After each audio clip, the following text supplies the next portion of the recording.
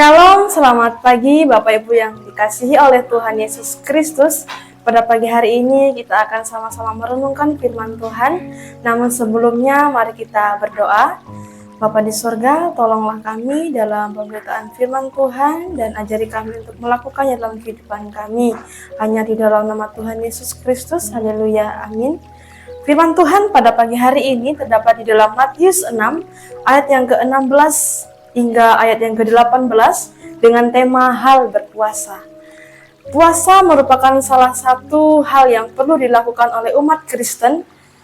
Selain memberi dan selain berdoa, umat Kristen juga harus melakukan yang namanya berpuasa. Dalam hal berpuasa, Matius 6, Yesus menyebutkan bahwa jikalau kita berpuasa, janganlah seperti orang yang munafik. Tidak selayaknya jika berpuasa itu untuk memamerkan atau supaya mendapatkan pujian dari orang lain. Tetapi berpuasa harus dijadikan sebagai latihan hati dan batin yang terarah kepada Sang Kristus. Dalam teks firman Tuhan pada pagi hari ini, Yesus benar-benar menegur orang-orang yang berpuasa pada saat itu supaya untuk mendapatkan pujian dari orang lain, sehingga puasa mereka adalah puasa yang berpura-pura, puasa yang tidak benar di hadapan Tuhan. Tidak perlu sengaja menunjukkan wajah yang lesu dan sedih ketika kita berpuasa, namun perlu dan bersikap seperti wajah yang sangat ceria.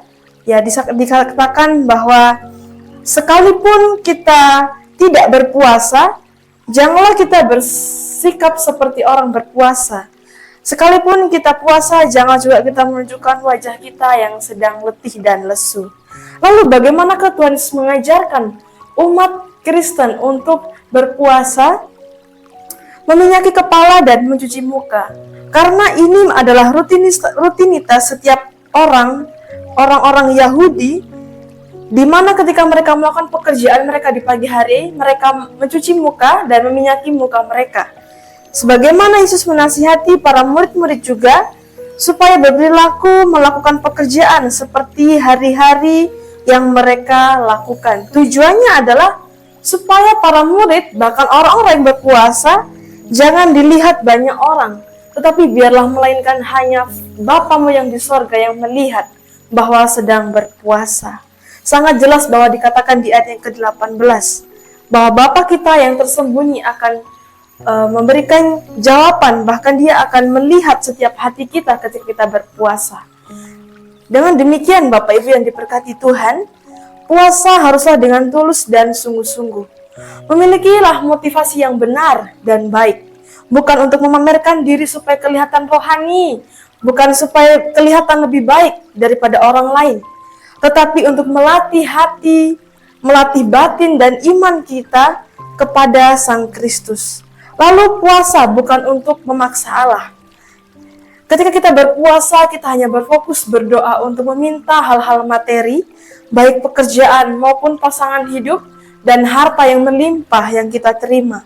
Namun berpuasa adalah melatih kita untuk memahami akan kehendak dan rencana Allah.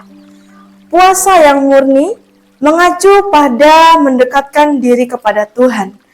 Dengan puasa, kita akan mendekatkan diri kita kepada Allah, akan membuat hubungan kita dengan Allah lebih intim lagi, di mana kita akan lebih berpusat kepada Sang Kristus dan mengandalkan Tuhan di dalam kehidupan kita.